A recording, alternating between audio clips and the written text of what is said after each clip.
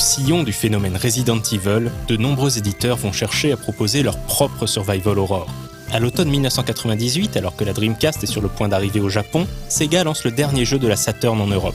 Intitulé Deep Fear et reprenant toutes les ficelles et mécaniques du titre de Capcom, il distille une ambiance oppressante et vient clôturer la carrière d'une console appréciée mais délaissée. La sortie de Deep Fear a failli être annulée, mais sa qualité a convaincu les dirigeants de Sega de lui laisser sa chance. Grand bien leur en a pris.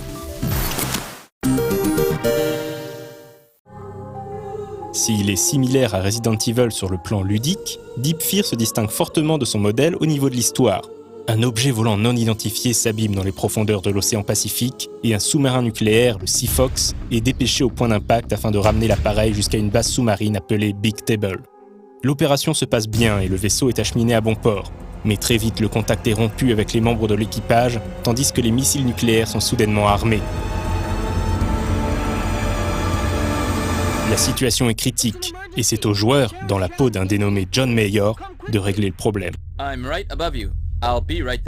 Tout comme le hit de Capcom, et avant lui Alone in the Dark, Deep Fear propose une aventure à base de caméras fixes et de personnages en 3D que l'on déplace dans des environnements précalculés. Mais comparé à son modèle, le jeu de Sega instaure une ambiance encore plus claustrophobe, où s'enchaînent des événements faisant accélérer le palpitant.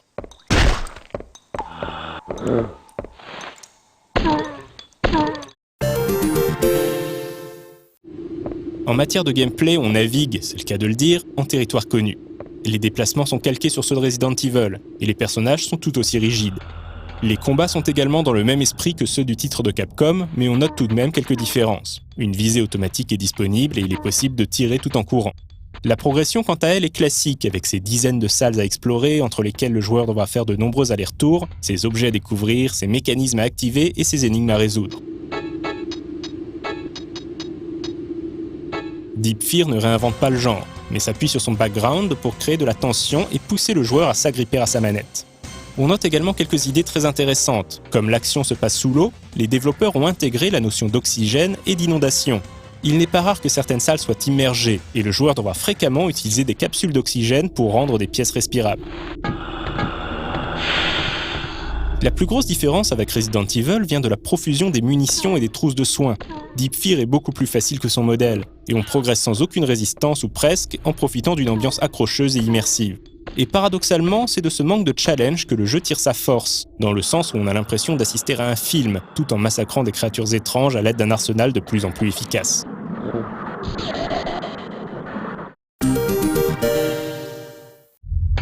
Réalisé par le studio AM7 avec la participation de System Sacom, Deep Fear a été conçu avec les dernières librairies de développement de la Saturn et profite des dernières avancées en matière de programmation sur le support. Si les cinématiques et les voix en anglais sont caricaturales au possible, les environnements en 3D se révèlent étonnamment variés et convaincants. La 3D est fine, les décors sont détaillés et la mise en scène a fait l'objet d'un grand soin. Cette précision se retrouve dans les effets de lumière et les animations, même si les monstres et les boss sont parfois un peu grossiers.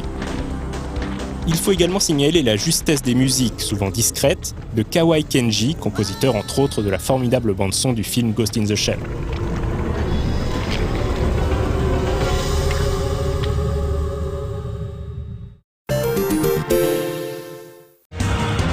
Inspiré par les films Abyss et Léviathan, Deep Fear n'a pas eu le succès escompté.